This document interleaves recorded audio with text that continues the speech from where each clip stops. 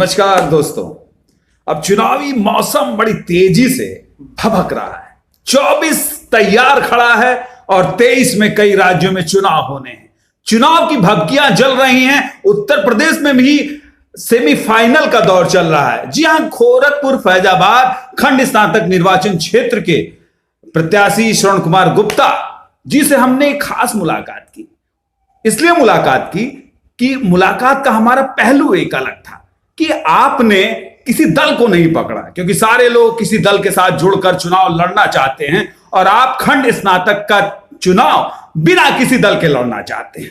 लड़ाई कुछ और हो सकती है, बहुत सारे मुद्दे हो सकते हैं, किसी के कुछ और मुद्दे हो सकते हैं, लेकिन श्रवण कुमार गुप्ता के क्या मुद्दे हैं? इसी सारी बातों को लेकर हम इस सेमीफाइनल दौर के लिए हमने आज खास मुलाकात की है श्रवण कुमार गुप्ता जी से। श्रवण कुमार गुप्ता जी, आपका बहुत बहुत स्वागत है हमारे इस भारत की बात राही के साथ कार्यक्रम में। और सबसे पहली बात आपसे हम श्रवण कुमार गुप्ता जी ये कहेंगे कि आप अपना एक परिचय, मुझे संक्षिप्त परिचय दे दीजिए कि आप चुनावी विसात में, इससे पहले मैंने सुना है कि आप शिक्षक हुआ करते थे और शिक्षक हैं भी पेशे से आप जी, लेकिन आपने क्या ऐसा कुछ देखा कि अपनी लड़ाई को आगे बढ़ाने के लिए आपने चुनाव की तरफ अपने को मोड़ दिया?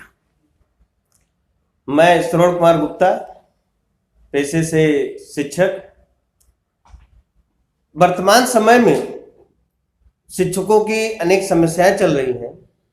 इन्हीं समस्याओं को दूर करने के लिए मैं यह चुनाव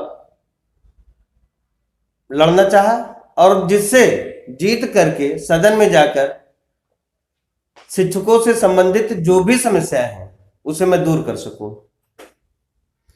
जैसे तमाम से मुद्दे आपके पास आते हैं जी, जो आपने कहा कि शिक्षक आप रहे हैं, उनका दर्द आप जानते होंगे जी, जी। तमाम से प्रशिक्षित शिक्षक हैं, ऐसी तमाम से विद्यालयों में पढ़ा रहे हैं, चाहे राज्य सरकार के, चाहे और प्राथमिक विद्यालयों में या चाहे जैसे प्राइवेट स्कूलों में जी। लेकिन समस्याएं जस की तस बनी रहती। तो अगर आप कहीं ये चुनाव जीतते हैं एमएलसी का, तो ये क्या प्रमुखता में आपका ये सबसे प्रमुख मुद्दा रहेगा?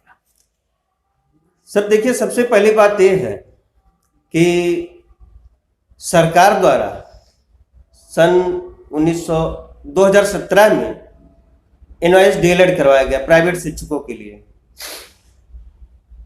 और यह जो है 18 महीने का कोर्स रखा गया था, लेकिन यह कोर्स 24 महीने का होना चाहिए था नियमता, लेकिन सरकार 18 महीने की करवाई, जिसके कारण से तमाम व्यवधान, तमाम समस्याएं आई।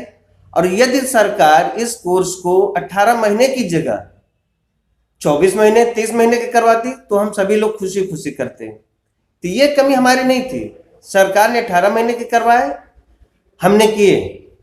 हम शिक्षकों की ये उम्मीद थी कि आने वाले समय में सरकार हमको कहीं ना कहीं एक सम्मानजनक स्थान देगी, हमारे लिए एक कुछ पारितोषिक रूप में कुछ न कुछ वेतन तय करेगी, जिससे कि हमारा जीवन यापन चलेगा।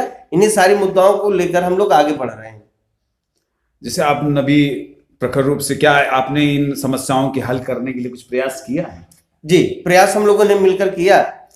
बहुत से राज्यों में लोगों ने काफी प्रयास किया, धरना प्रदर्शन तक किया। बिहार वगैरह में देखा जाए तो यहाँ पर धरना प्रदर्शन हुए, लाठीचार्ज भी हुआ, और वहां के शिक्षकों ने मिलकर धरना प्रदर्शन के साथ न्यायालय का भी सहारा लिया। वहां के कोर्ट ने ऑर्डर किया वहां की सरकार को कि इसे मान्य किया जाए, वहां पर मान्य कर लिया गया। बहुत सारे राज्यों में ये मान्य किया गया, लेकिन हमारे यूपी में अभी तक मान्य नहीं किया गया। हम लोग इसके लिए तमाम बैठक किए, तमाम आपसी चर्चा किए, जगह जगह डीएम को ज्ञापन दिया गया। डीएम के माध्यम से शिक्षा मंत्री, मुख्यमंत्री, अन्य सभी को दिया गया। उसके साथ हमारे बहुत सारे साथियों ने मुख्यमंत्री को डाक द्वारा इस विषय पर अपनी समस्या को रखा, लेकिन आज तक ऐसी कोई भी समस्या का हल नहीं निकाला गया सरकार द्वारा कि हम लोग उसका लाभ उठा सकें। ये डिग्री हम लोग लिए तो जरूर, लेकिन जब तक यह मान्य नहीं होगा तब तक यह जो है बिल्कुल कूड़े या रद्दी के समान है। तो इस तरह की डिग्री का हमें क्या फायदा है? हम लोग चाहते हैं कि सरकार इसको मान्य करे हमने इसके लिए प्रयास किया, बैठक किया, इसके साथ साथ कोर्ट में भी गए। हमारा कार्य अभी कोर्ट में चल रहा है, कोर्ट में इसकी सुनवाई भी चल रही है, लेकिन अभी तक कोई निर्णय नहीं लिया गया। इन सारी चीजों से हम लोग काफी मिलजुल करके आपस में चर्चा करते रहे, इसका समस्या का हल निकालने का खोज करते रहे। बड़ी एक आपसे सब बात है कि आपने अभी तक जो एक दृष्टिकोण लोगों को होता है कि कोई प्रत्याशी चुनाव मैदान में आता है जी जी, तो वो सोचता है कि हमको बहुसंख्यक वोट दलों का मिले, कि हम इस दल से हैं, कांग्रेस से हैं, बीजेपी से हैं, समाजवादी पार्टी से हैं। लेकिन आपने क्या विकल्प सोचा कि आप निर्दलीय चुनाव लड़ेंगे? इस किस आधार पर आपने सोचा कि हम निर्दलीय चुनाव लड़ेंगे? जी, आपने बहुत ही अच्छा प्रश्न किया है। यह प्रश्न बहुत मायने रखता अपने आप में। लोग बाग दल से चुनाव लड़ते हैं, लेकिन हम लोग एक शिक्षक संगठन बनाए हैं, हम उसके माध्यम से चुनाव लड़ रहे हैं।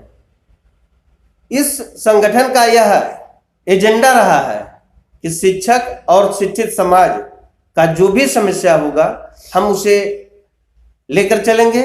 शिक्षित समाज की समस्याओं को हल कराने का प्रयास करते रहेंगे। इस तरह से हमारा जो शिक्षित समाज है, शिक्षक समाज है, अधिवक्ताओं का समाज है, डॉक्टरों का समाज है, इन समाज के द्वारा हमें काफी समर्थन प्राप्त है। हम इन शिक्षित समाज के माध्यम से चुनाव लड़ने के लिए आगे आए हैं और चुनाव लड़ने के बाद जीत जाते हैं तो शिक्षित समाज का जो भी समस्या होगा उसे पुरजोर तरीके से हम सदन में उठाते रहेंगे और जब तक समस्या का समाधान नहीं निकलता है तब तक मैं निश्चित रूप से वहां पर अपनी बात को रखता रहूंगा। आपने इसका एक खाका तैयार रखा है कि हम इस तरीके से काम करेंगे? जी। एक अगली परिपाटी में क्या सोच के रखा है कि और जैसे जो छात्र स्नातक हैं इसके बाद बेरोजगार घूम रहे हैं जी, सारी समस्याएं हैं, क्या उनको भी पुरजोर तरीके से आप सदन के अंदर उठाने की कोशिश करेंगे? हाँ, इस समय देखा जाए तो काफी हद तक बेरोजगारी फैल गई है।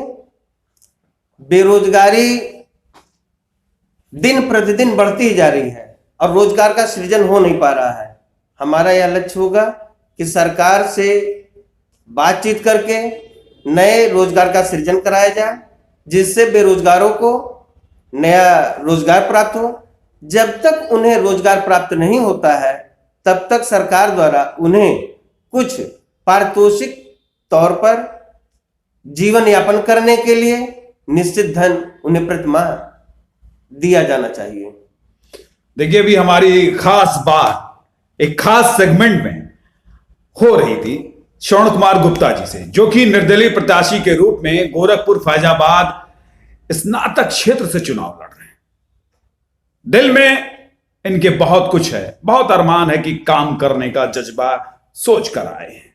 राजनीति भी एक जज्बा होती है, सोचने का एक तरीका है, और सही है कि हम भागेंगे तो दूर भागेंगे, लेकिन हम जज्बे के साथ आएंगे तो लड़ेंगे जरूर। बहुत बहुत स्वागत हमारे इस कार्यक्रम में, आपने शरीक किया। आप इस लड़ाई में सबसे आगे जाएं। इसी के साथ हम इस कार्यक्रम को यहीं पर खत्म करते हैं।